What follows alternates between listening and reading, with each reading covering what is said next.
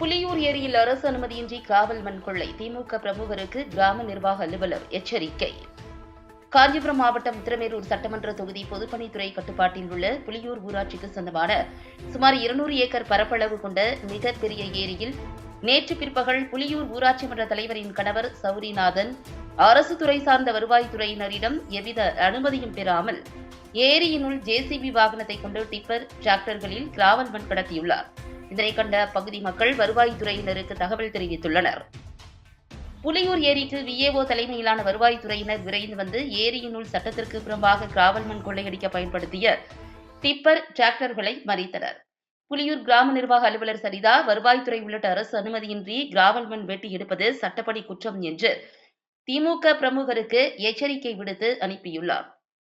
இச்சம்பவம் அப்பகுதியில் சிறிது நேரம் பெரும் பரபரப்பை ஏற்படுத்திய நிலையில் கிராவல் மண் கொள்ளை சம்பவம் குறித்து அப்பகுதி விவசாயிகள் கூறுகையில், தமிழகம் முழுவதும் வண்டல் மண் அல்ல, அரசு அறிவித்த விதிமுறைகள் எதுவும் பின்பற்றப்படாமல் விற்பனைக்காக வணிக ரீதியாக கிராவல் மண் கொள்ளையடிக்கப்படுகிறது.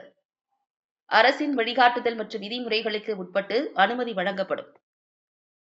விளை நிலங்களுக்கு என வழங்கப்படும் ஏரி வண்டல் மண் பிற பயன்பாட்டிற்கு பயன்படுத்தக்கூடாது.